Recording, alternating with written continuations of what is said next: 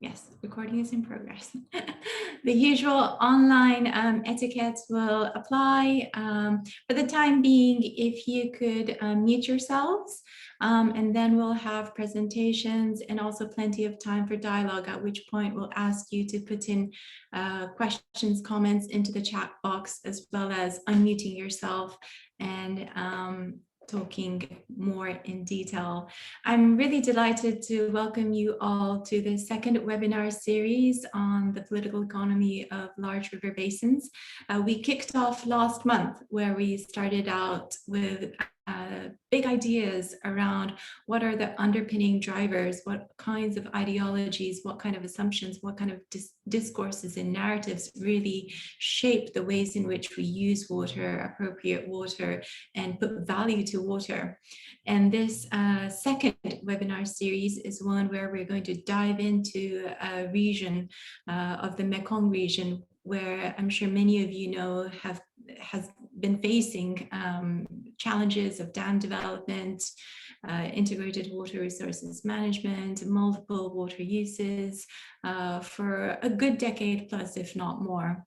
So I'm really delighted to be able to invite our three speakers, Diana, who's going to give us a short and snappy presentation about the Pakbeng project that she's been looking at and following very closely. And then we'll be followed by two short interventions by Yayoi, who's worked previously in Laos for many years, and also with Jonathan, who's a regional expert in this field. So again, as with the ethos of this webinar series, we try and aim for a good dialogue, a bashing of ideas, and getting some debates going. So the presentations will be short, snappy, not too academic-y. We won't go into ontologies and epistemologies in detail. We won't be splitting nose hairs in that regard.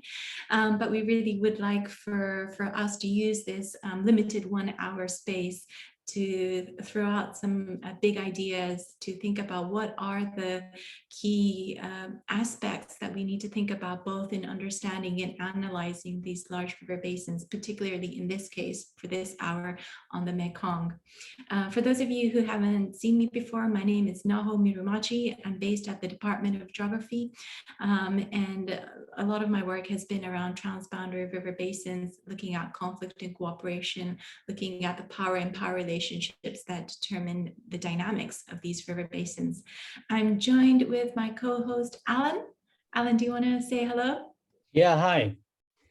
I'm Alan Nicol with the International Water Management Institute, and I head up our Water Growth and Inclusion Strategic Program.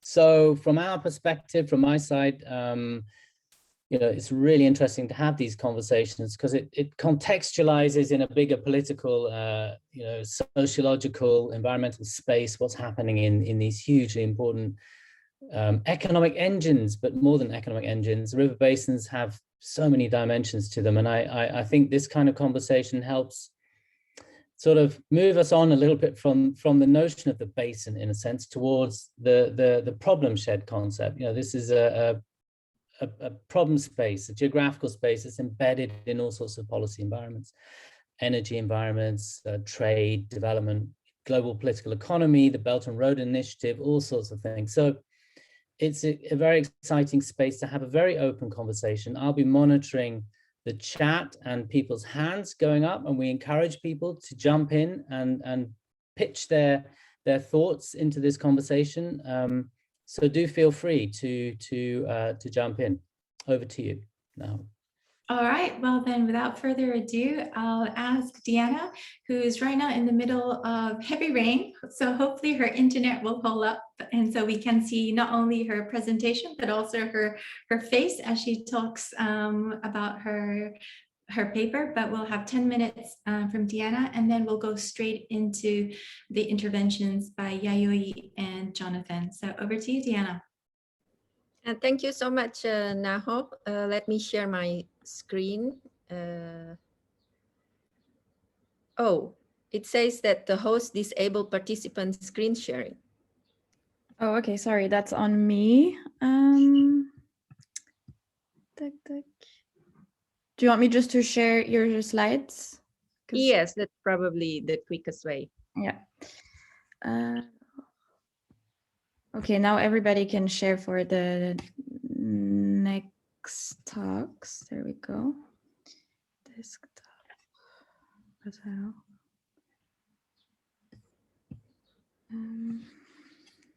Okay. For some reason, okay. Can you see the PowerPoint? Yes. Great. Okay. So,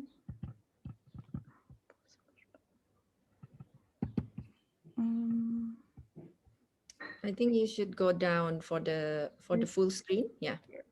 okay. Sorry. I'll mute myself if I can somehow. Oops.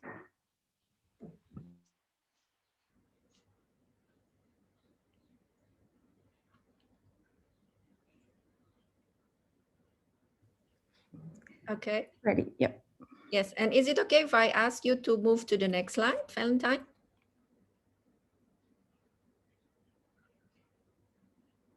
No, not now. I mean, sorry. Sorry, I misunderstood. Yeah. So, okay, let's just start then. Yeah. So, good morning, good afternoon, everyone. My name is Diana Suadiman. I'm a senior researcher at the International Water Management Institute based in Vientiane, Laos. So today's presentation will focus on power interplay, shaping and reshaping the politics of value in Mekong hydropower. Next slide, please.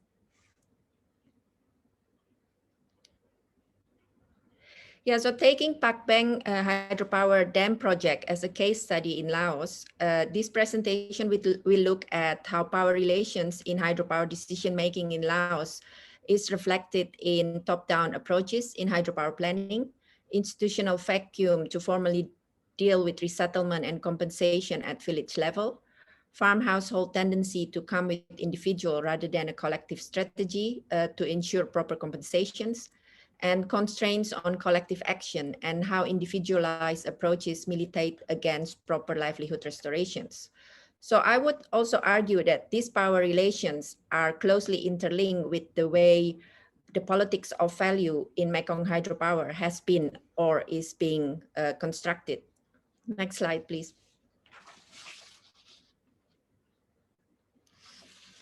So hydropower development in Laos has always been center stage in the dominant narrative of modernizations to reduce the country's poverty level and promoting its economic growth through revenue generations.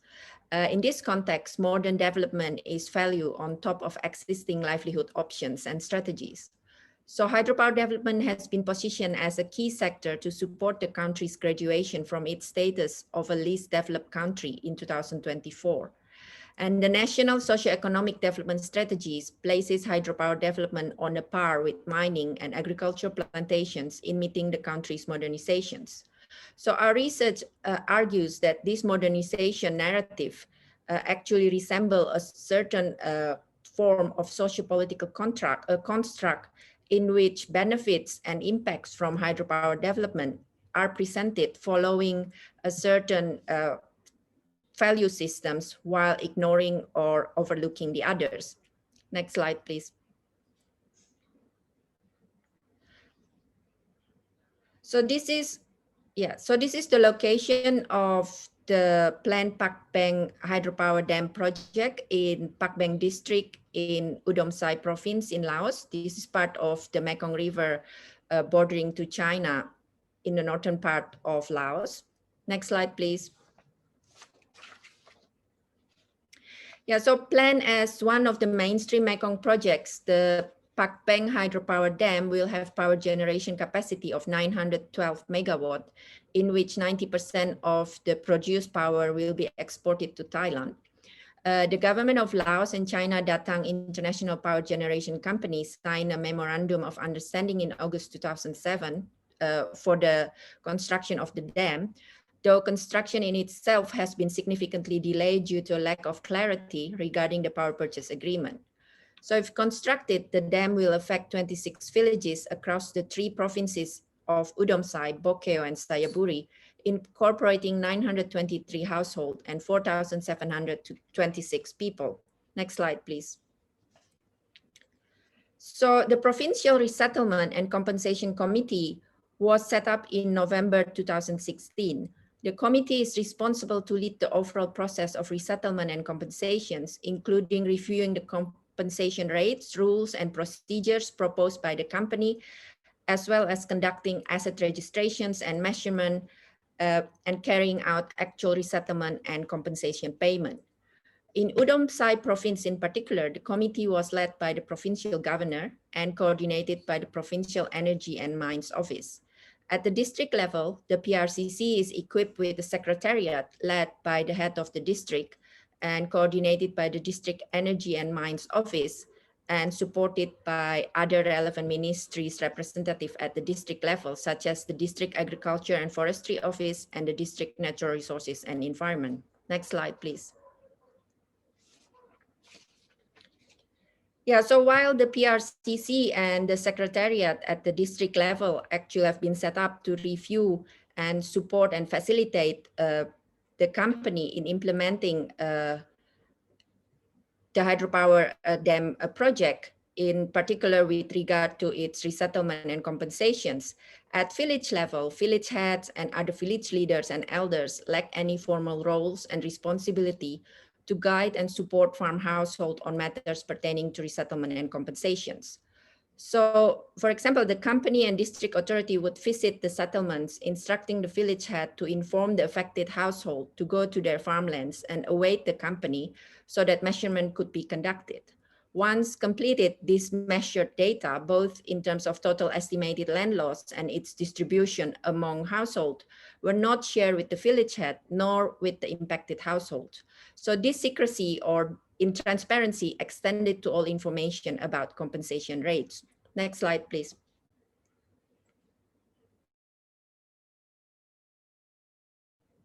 Next, yeah. So this institutional vacuum actually resulted in the village head and villagers' inability to strategically convey and negotiate their views and concerns. It also scattered and weakened villagers' collective ability to represent and defend their rights for proper compensations. Lacking any institutional structure and mechanism to address resettlement and compensation at the village level, farm households were left to negotiate these matters alone or individually. Next slide, please.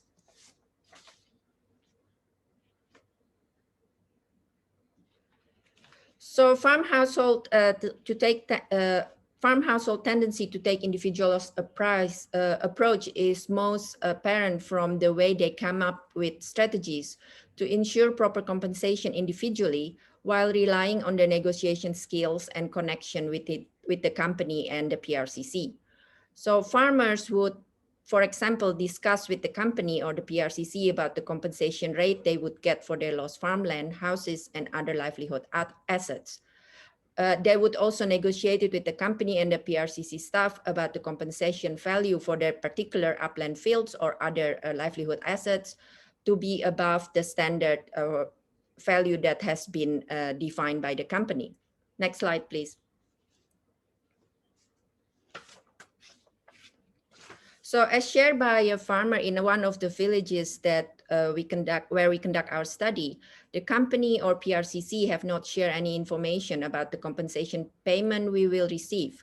But through my connection with some of the PRCC member, I gathered that they have valued my house for 65 million Laotian kip, which I found quite reasonable because the company will also build a new house for me in the new resettlement site. And another farmer in another village also said that I do not know whether the company would in the end give me the promised price for land compensation, which is 25 million per hectare Laotian kip, but they have agreed on the price because my farmland is already leveled. Next slide, please. Yeah, so the case illustrates how the politics of value in Mekong hydropower is translated into the existing power asymmetry in hydropower decision-making in Laos. This is very much revealed in the company's role as ad hoc decision makers in hydropower dam project formulation and implementation, and with regard to compensation rules, procedures, and processes in particular. Farm household and local communities living along the river view the company as their most powerful and valuable ally. This view represents not only farm household and local communities' understanding of the existing power asymmetry, it also shaped their strategies in terms of identifying actors to whom they would like to form alliances. So despite their common situation as to be affected villagers, and common challenges that they face, villagers did not view village or inter-village alliance formation as crucial in their common efforts to ensure proper compensations. Next slide, please. I think that's the end of my presentation. Thank you for your attention.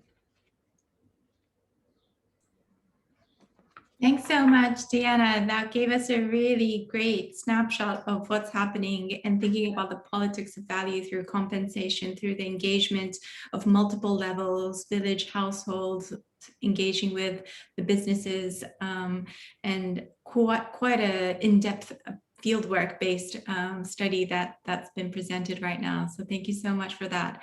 We'll move straight into some reactions and reflections by Jonathan and then to Yayoi. So Jonathan, the floor is yours. Wonderful. Can you all hear me? Right. Thanks, Diana. That was fascinating. And I've just got a kind of few questions, observations, maybe to get the discussion going. Obviously, what Diana focused on in her presentation is the difference between, if you like, collective action and more individualized approaches. And she noted how in the context of Pak Beng, affected households have negotiated at the individual level. And I think she's implies that that's problematic in, I kind of noted down 5 ways. I think that it leads to suboptimal outcomes for the affected settlements.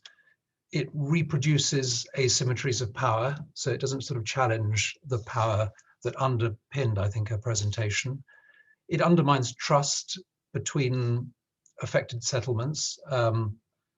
It compromises the role of local leaders, and it means that collectively managed assets kind of slip through the cracks. And I think all of this, implicit in her presentation, is in the interests of the hydropower company and the central government. And I get the sense that that's not accidental. It's not an unintended consequence of planning procedures and norms in Laos. It's intentionally structured in that way. But I do wonder a few things. I wonder whether this reproduces the culture and structure of planning, consultation and implementation more widely in Laos. So in other words, is this an exemplary case or an exceptional case? Is it something that speaks to wider infrastructural developments in Laos? Or is there something about hydropower which makes this different? Sorry. So is it a feature of dams? I was wondering, when we look at hydropower, well, there's a sort of puzzle here, isn't there? That, you know, it almost feels like we're reliving something. You know, I remember when I was an undergraduate, in fact, taught by Tony Allen. I remember that his name came up in the first seminar. I mean, he taught me as an undergraduate, goodness knows, 40 years ago. And he talked about these things. How come we're sitting here in 2021, dredging over the same arguments and the same material? And I wonder whether it's because we don't have, and this comes back to kind of Alan's introductory points, do we have the kind of conceptual categories, the scales of analysis that permit us really to get to the nub of the question? Or do we keep going around in circles because we lack something in terms of the way that we as scholars or planners address these issues? I also wondered whether there was an awareness among local villages and their leaders as to what was going on and what was in play. I mean, you ended, Diana, by saying that actually people see the company as their friend. And I'm wondering whether this is sort of false consciousness, if you like, or, you know, do they need to be educated about this, or actually is the company their friend? And playing devil's advocate, I was sort of thinking that perhaps local people are willing to entertain the kind of destruction of their livelihoods because that is not the livelihood that they mark out for themselves and their children in the future. I mean, I think we're often sort of imagining that we create, you know, if you like, the national and the local, the company and local people, and we set these up as undifferentiated sort of actors in some sort of power play. But actually, maybe the interests of some local people are more attuned to the interests of the company and national development than we imagine. So, I mean, I was thinking, watching your presentation, that, you know, I've worked not far from here in Laos, where people sell their topsoil. You know, farmers sell their topsoil for brick making and so on. And you think, what are they doing? And it's partly, I think, because their futures, they're trying to build futures that do not engage with local livelihoods as we understand them. Yeah, they're being kind of structured and shaped with an imaginary which takes them out of that place. And I'm wondering whether that's something that we need to entertain. Last thing to say, it seems that there's a disconnect, well, 3 types of disconnection, which I thought came through in your presentation. One, and maybe the obvious one, or the most obvious, is a scalar one. So between the kind of national and local. And I'm wondering, is that, to come back to my earlier point, is that disconnect something that we're picking out because of the way that we approach it as a sort of analytical problem? Secondly, I think there's an institutional disconnect, or a whole series of institutional disconnects, which you highlighted. And thirdly, I think there's I don't know if it's a narrative disconnect, but there's a disconnect between what is said and what is done. Yeah.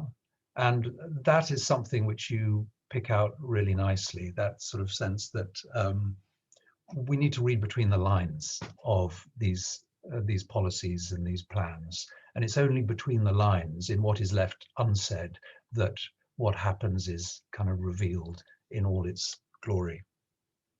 Okay, I'll end it there. Thanks, Diana. Thanks so much for those reflections and reactions. We'll move on to Yayoi immediately, but in the meantime, if you have any thoughts and any kind of questions, just start jotting them in the chat box so that they don't escape you. All right, Yayoi, the floor is yours. Yeah, thank you, Naho. I think it was a really interesting case study to really think through what Jonathan also mentioned. Is this very unique to Laos? Is this very unique to hydropower per se? So I think I was given a sort of a task to unquestion some of the assumptions about the development. And so the first point I like to sort of raise is that oftentimes green energy, renewable energy development is often regarded as a transitional process. And even you often hear phrases such as just transition, and seemingly it's been now promoted as part of this clean energy mix. It's also very clearly stated in the SDG goals, like goal number 7, ensuring access to affordable, reliable, sustainable, and modern energy for all. So it's very much in there in this sort of a current time, even though dam development debates, as Jonathan rightly mentioned, has been there for many decades.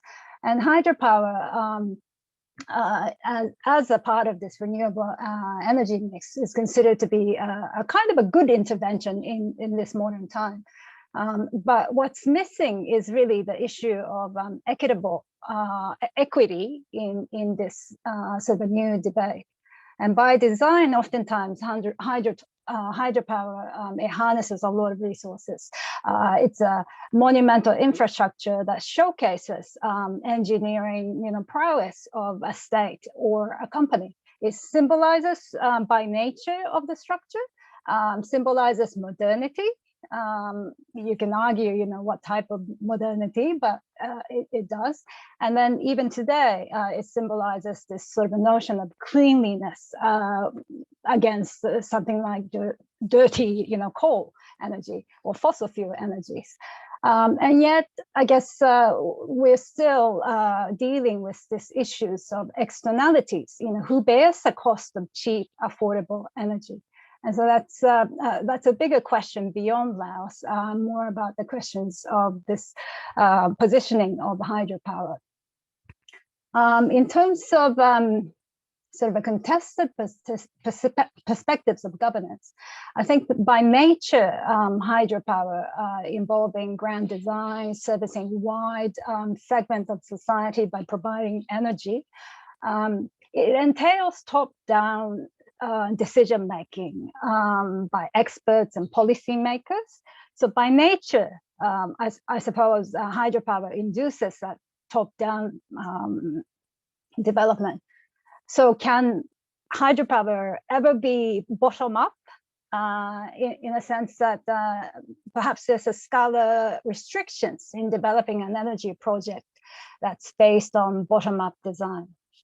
I'm just going to put the question out there. Maybe there are cases, but by nature, hydropower has that sort of a characteristics. And then the question also is this issue of accountability and perhaps due diligence by states and companies. Of course, in the procedures like prior information and local consultation, by paper, it looks great. Procedurally, it looks right. And it looks as if, these procedures are put in place to hold states and companies accountable. But in democratic societies, ordinary citizens and representatives of citizen groups have rights and, civic space to do so. But in one-party state regime, and also in authoritarian regime, can such a mechanism really make states and companies accountable to what's going on locally? And then also in the case of Mekong, it is also a transboundary nature of the resource, perhaps limits the ways in which these processes, even with a good intention, might have a limited effect. So that's it from me. All right, thank you so much for those set of comments and reactions. I'm seeing some chat discussions that are starting, but perhaps since there were a couple of questions directly addressed to Diana, I'll ask Diana to share some thoughts and reactions to the points made by Jonathan and Yayoi, and then I'll invite everybody. Please feel free to show your face on the screen. So far, the internet is holding up, so you're welcome to turn on your videos and start unmuting yourself in just 1 minute after Diana makes a comment. Diana, the floor is yours. Yes, thanks, Naho. So I think I would like to thank Jonathan and Yayoi very much for an excellent review or excellent inputs and suggestions and questions.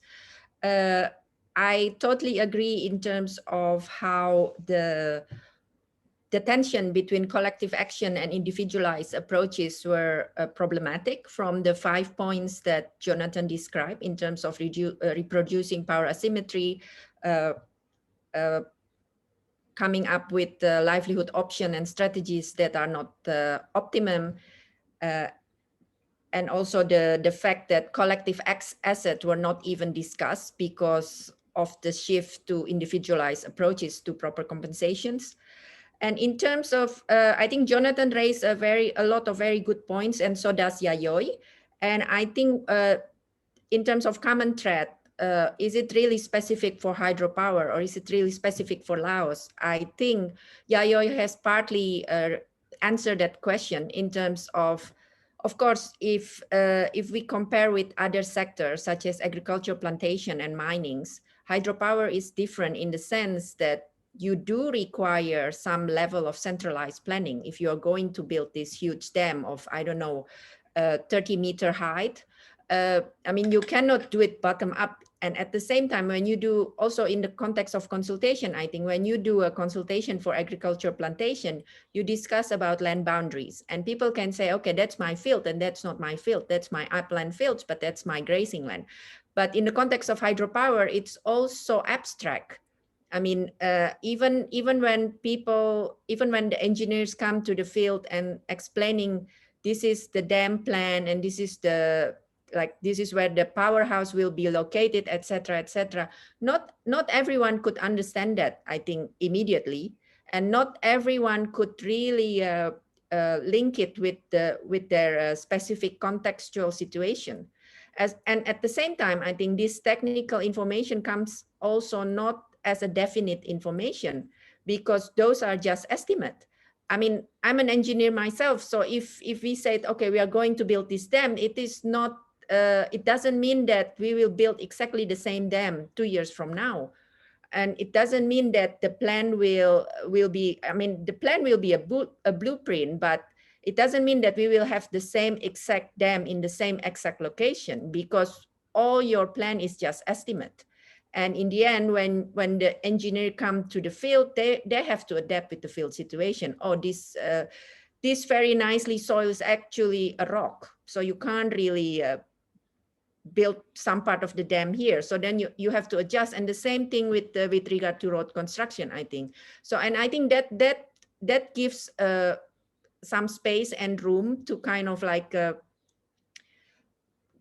keeping people not. So it's actually quite paradoxical in the sense that because it's a not so sure, it's not so concrete things, people just tend to treat it as the most certain thing, that this is the plan, and you can't really change it from the local perspective. And also, I think from the engineer perspective, it's not as simple. If like, okay, we want to build the dam there, and this is the area that will be impacted, and those are lowland paddy field that will be impacted, that probably will also raise concerns from the district government, because they don't want to have that type of land being impacted by hydropower.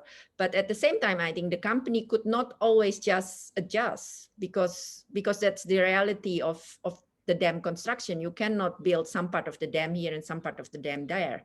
I mean, you have to connect and make like this mega structure. So I think in terms of is it really special for hydropower? So that's kind of like the technological determinism that kind of make hydropower decision making the way it is now, I think. And in terms of for Laos, to what extent it is specific or is it representative? I think it's yes and no, in a way that it is. I think I would say this is specific for Pak Beng, and I would not say that, okay, this case can be considered as representative, because I think for each local context, the power interplay will be different, the actors will be different. But at the same time, I think what all these cases share in common is also the fact that coming back to like the disconnect that Jonathan mentioned, there is the issue of institutional disconnect. There is this issue of scalar disconnect. There's this issue of conflicting narrative. And I think those are all translated into the existing power relations, which is rather skewed. I mean, and also translated into people's access to information, which is rather intransparent, because some people could access it and some people couldn't. And I think it also coming back to like looking at local communities not as a homogeneous group, but also as individual farm household with their different skill set, assets, and livelihood options. I hope that answers some of your questions, Jonathan and Yayo. Can I jump in quickly, Naho? We have Keith Barney. I don't know, Keith, if you're able to turn on your microphone. But you've mentioned this variability of the landscape in the planning environment in Laos, which kind of links a bit to the point I think made by Jonathan about this whole issue of narrative disconnect, or variability in narratives. And I was wondering, well, one, Keith, could you verbalize what you've written there? It's a really good set of points, and have a look, Diana, in the chat. And secondly, how much of this is by design rather than default, right? So how much of these kinds of disconnects are intentional versus a result of, as you mentioned there, Diana, complexity. This is a huge undertaking. Massive infrastructure projects are inherently complex. So, I guess, we need to think about that sort of relationship. the intentionality of some of this versus the the result of processes that are just simply very complex. Keith, do you want to jump in? Yeah, sure. Go ahead. And my PhD student, Kenya, is also here, and I'm drawing some of this on visiting his field sites in southern Laos, where we looked at a state-backed EDL project and a Vietnamese-backed hydropower project in Mekong and Atapu. And it just seems to me that, with the large number of sort of actors and investors starting to appear in Laos in hydropower, so you sort of have, the best practice multilateral development bank supported dams and, regional actors, and now Lao state-owned firms are getting involved, and now even Lao private enterprises are building dams.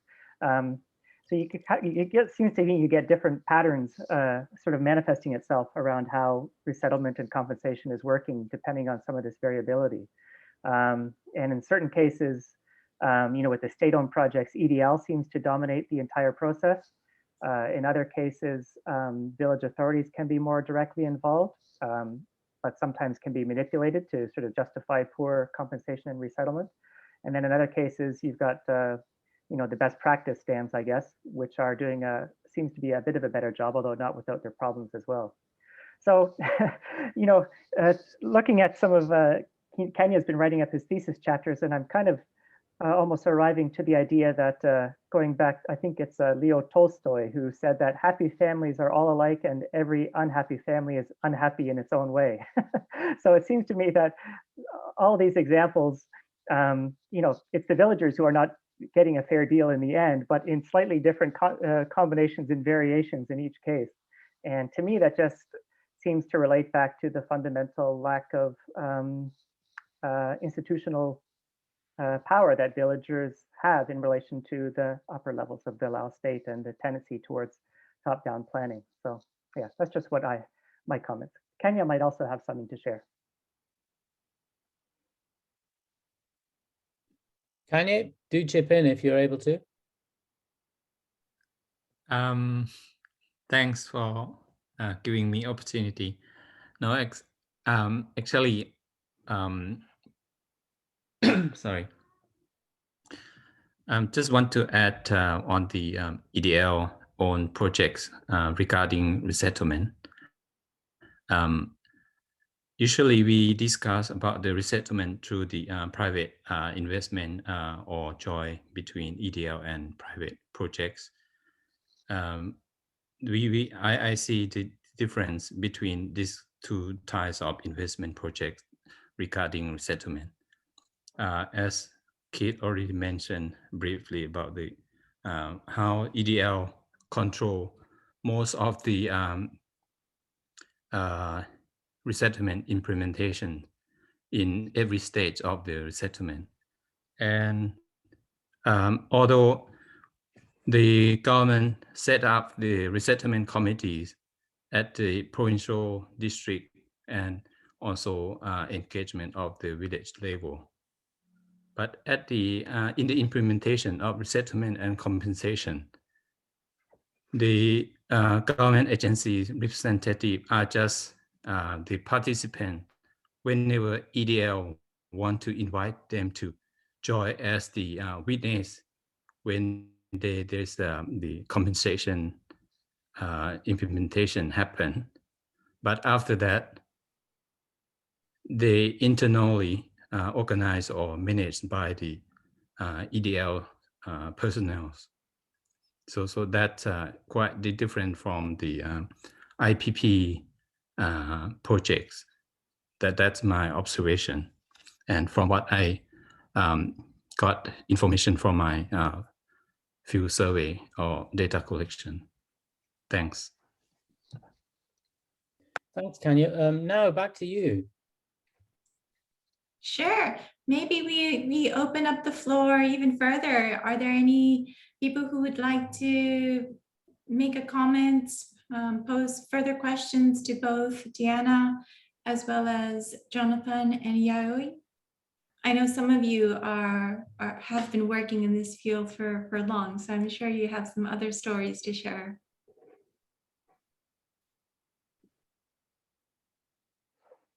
I know Mark is desperate to say something, but he's very quiet.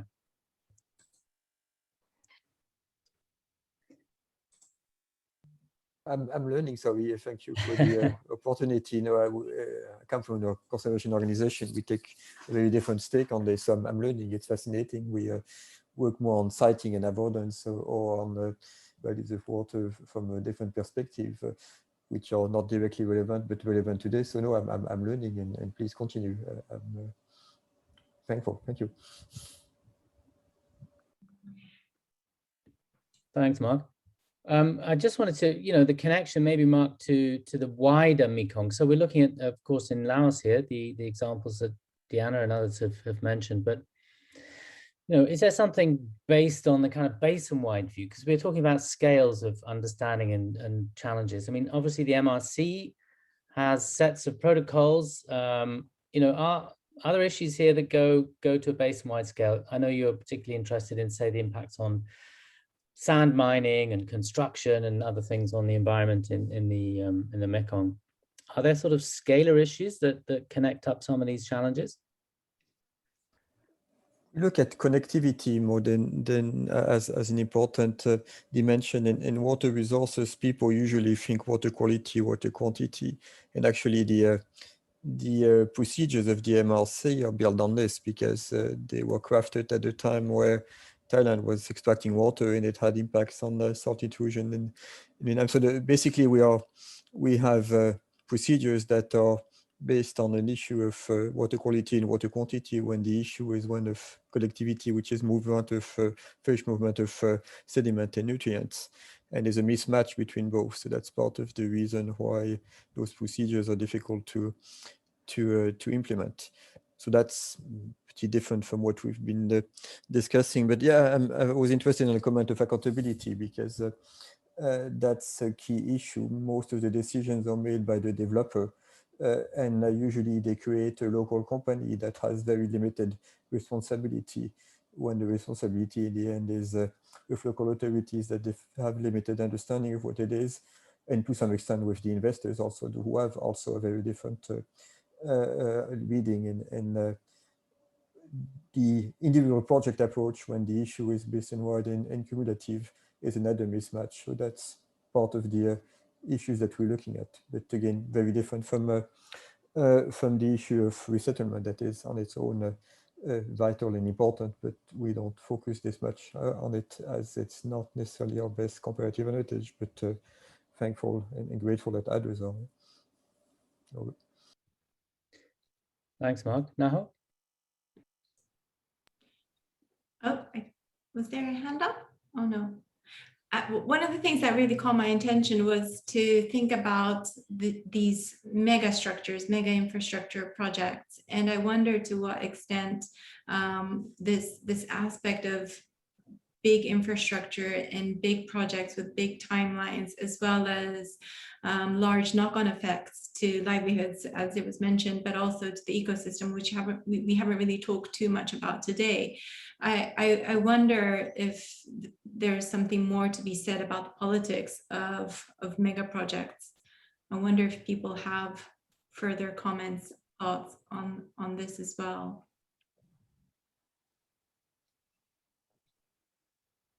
And I know that Deanna is working on the BRI as well. So whether it would be ask her to reflect on, how these two sort of mega infrastructure projects, in a sense, all have to work through the Lao administrative apparatus. But so, I mean, how to sort of reflect on the differences between them in that sort of sense? I mean, comes back to sort of one of the earlier points about what's special. I just thinking about 3 or 4 years ago, I think Deanna and I were both in the same room when we heard a senior hydropower executive say to us, hydropower is simple. It's just concrete and the laws of physics. It's everything else that's complicated. And that's kind of stuck with me. that, you know, and I think you as an engineer, Diana, you kind of responded to that. Actually, you know, the dams, it's nice, it's really simple. Yeah, that's all that he said. It's just concrete and physics. But everything else, and most of what we've been talking about, is all that other stuff. And that's when it becomes complicated. Yeah, thanks, Jonathan. I think to bring that up, I think, and to Naho and everyone, I think to just come back to this aspect of politics. I think what we didn't discuss and what I didn't present in this snapshot presentations is also the fact that Pak Beng is actually one of the mainstream Mekong dams, and that actually in terms of institutional setup, procedure and mechanism, there are these parallel things where the MRC, of course, have their procedure for notification and prior consultation and agreement set up from the regional level down to the local level. And at the same time, the company has also set up this provincial resettlement and compensation committee at the provincial level and also at the interprovincial level. So that changes also the setup. So in one way, you see that there is an attempt or efforts to kind of link the different institutional entities to ensure centralized planning.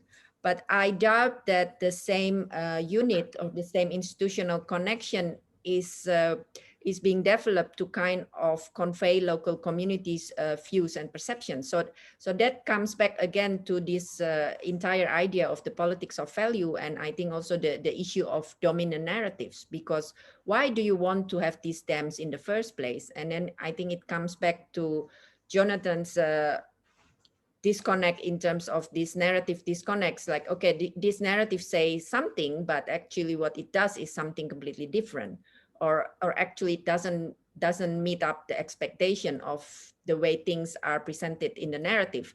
And at the same time, I think there is also issue of like why there is such thing as dominant narrative, because in reality, I mean, it's just everyone has their own views and perceptions, and they could also shape it in different narratives. So why is one more dominant than the other? And then of course it comes back to the issue of power relations and the politics around it, and how that actually translate and reflected in the current decision-making setup, in the institutional disconnect, in the conflicting narratives. Because in the end of the day, I think it is hydropower, as any type of water governance structure and processes, it is always contested. And I think the contestation is something that probably we want to focus on. Yeah, great points. It seems to be when it comes to mega projects and mega infrastructure development, we do see a lot of intentional disconnect, to use Alan's words, that there is, you know, purposeful ways in which dominant powers, those with the finance, those with the spot in decision-making processes and influence over these decision-making processes, that they can build in specific ways in which various procedures are made to favor them. And so this intentional disconnect is quite systematic. It's not something that just so happens as a result of trundling through projects and various applications for concession agreements, etc. Great stuff. So Yes. in the context of the EU, they call it variable geometry. But I was wondering, you know, in terms of a regional view, and then I'll shut up because there are some hands up. I'm interested to know, where does the politics of the regional cooperation mechanisms, whether it's you know, the MRC or others, where do they come into this sort of intentionality, this sort of variability landscape that you've mentioned, Keith? Should we go to Keith and Mark? Sure. Yeah. I guess I was just thinking about the question on mega projects and the politics of it, and I'm just sort of recalling a field trip that Kenya and I did before the COVID crisis in southern Laos, where we visited his field sites, and then we also took a tour through the impact area of the Zepi and Sainam Noi Dam collapse. And I remember feeling quite depressed, to be honest. I don't want it to sound too grim, but goodness gracious, the resettlement problems that we were encountering. just shaking my head, thinking, what's going on here? Like, communities without drinking water for a month, people being evicted due to watershed conservation zones, and the entire calamity of the dam collapse. So I just got the sense that something was kind of going a bit off the rails in southern Laos, to be honest. And I was thinking that, surely the dial back of civil society in Laos since 2000 and since a decade ago around has had something to do with this.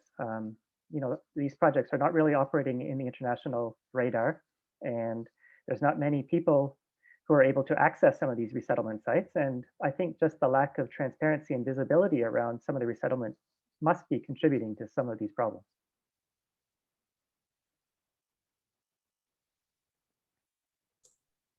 Mark?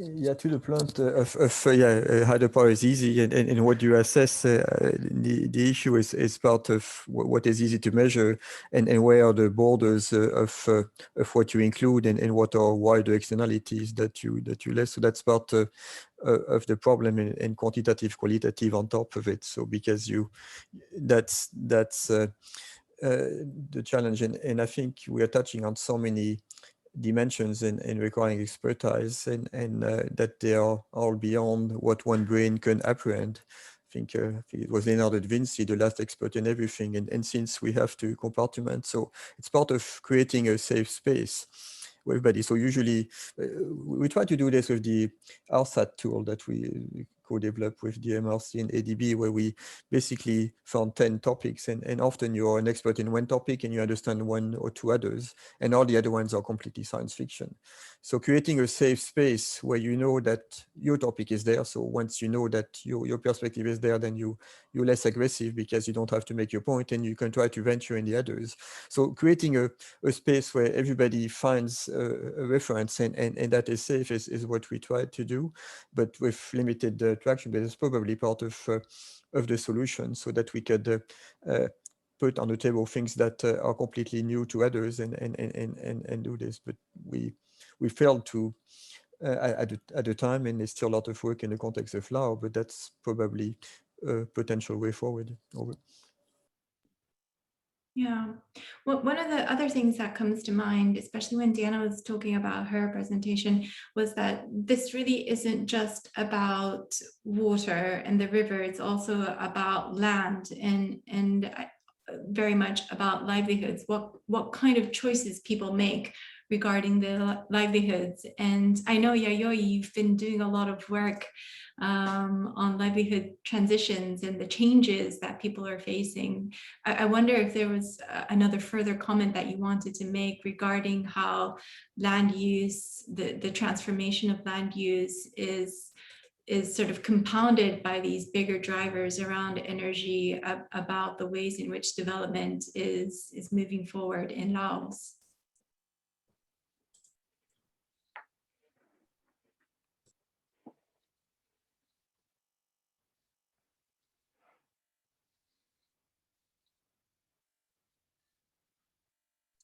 Thanks. I think Keith's comment on Tolstoy kind of essentializes that sentiment in various parts of Laos, where I have also visited in the resettlement communities, and I think also it brings us back to comments from Jonathan earlier, that oftentimes we do think we see these externalities being imposed on local communities, and particularly the vulnerable members of the communities. But as humans, I think we try to find ways around it, and for some, they're able to find opportunities in the challenges that they're seeing.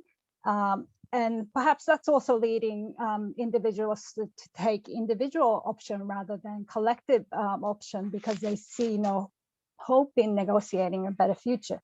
But then at the same time, if an individual household also make pressure or make demands to communities,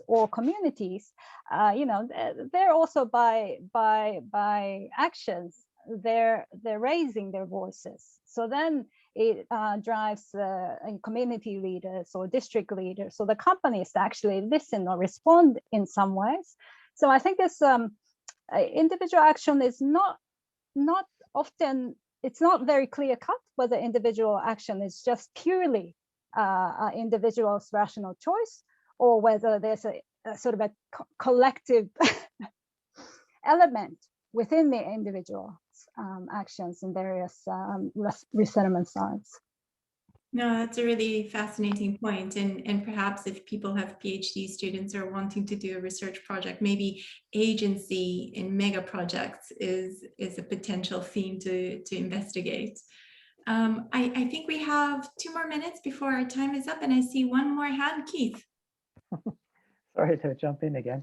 No worries. Yeah, I just echo Yayoi's points there. I think the, and I'm sure Diana has documented this as well, that the sort of the local politics of how people raise complaints is quite complicated and related to all sorts of intra-village dynamics and relationships between different people and village authorities and district authorities. So it can be quite nuanced, and takes careful research to understand sort of what's going on. Just on the point on how hydropower relates to sort of broader land use changes, for example, my comments on some of these quite shockingly bad resettlement schemes in southern Laos. What was also interesting was that there were actually migrants moving into this resettlement site voluntarily to try to find wage labor with a neighboring agribusiness company. So even a resettlement site that I thought was, failing on so many levels, there were still people sort of attracted to the opportunities that were being presented by the new market economy that was happening in that area. So it just goes to show you that there's gradients of vulnerability, and different people are in different circumstances. Usually not, I guess, under conditions of their own choosing, however. Yeah, great point. I think, Jonathan, your hand was up briefly. Yeah, just quickly, again, picking up on the kind of Tolstoy moment, there's a wonderful book called One Illness Away, and which really struck me when I read it a few years ago. And it seems to me that sort of downward movements are very sudden and visible in terms of livelihoods. People become unstuck and we notice why. They lose their land, a relative dies, they have to spend more or whatever. Upward movements are progressive and slow and incremental. As people build their livelihoods through corralling their resources really carefully and that sort of thing. And I think sometimes, well, it's kind of struck me that maybe the trajectory of livelihoods in terms of upward and downward, they take a different form. And I think maybe that explains why downward movements are the ones we pick up. The upward ones are kind of invisible, gradual, and so on. So just an observation on, if you like, the shape of livelihood trends over time. No, that's great. Thanks so much. I also heard the tower bells ringing, so I guess it means that our hour is up. Alan, any last final comments you want to make? Just to say, I wish we had another half an hour, because I think we're just getting into some really interesting stuff here about, the nature of collective action, our understandings of what is collective, what is individual, the binariness of this concept, which is challenging, I think. Particularly, I was thinking, are these individuals connected to some of the local staff members of the companies, involved in some of these, these sort of informal politics at a local level may be very influential in the negotiations that we see or don't see within these environments where these mega projects are being implemented. So that informal politics and the agency issue you mentioned, Naho, is fascinating for any prospective PhD candidates out there. So I think it's been a really helpful conversation. I think, we can take it forward in another session, maybe further down the line. But with that, I want to thank everyone on behalf of IMI, and our I think our expectations have certainly been met in terms of the conversation. And let's keep it up. Back to you, Naho. Sure. I sense there's going to be a Mekong webinar 2 coming in the near future, because I don't think we bottomed out the discussion, and I'm sure there are more cases that we can sink our teeth into. So watch this space. But in the meantime, in 2 weeks' time, we're going to Latin America and South America. We'll be having our 3rd webinar episode looking at mining as well as groundwater aquifer management. Speakers from Brazil, as well as Irwin Vos from the Netherlands, who's been working quite a lot in Peru and looking at collective action there as well. So I think there will be some similar discussions to be had, similar themes running through it. But in the meantime, I want to thank you all once again for sparing time today. Again, a big thanks to Diana, Jonathan, and Yayoi for their superb comments and reflections and thoughts. I really enjoyed having these free-form discussions. I think it's really enriching. So thanks again, and I hope to see you for the next webinar. See you then, everybody. Bye-bye.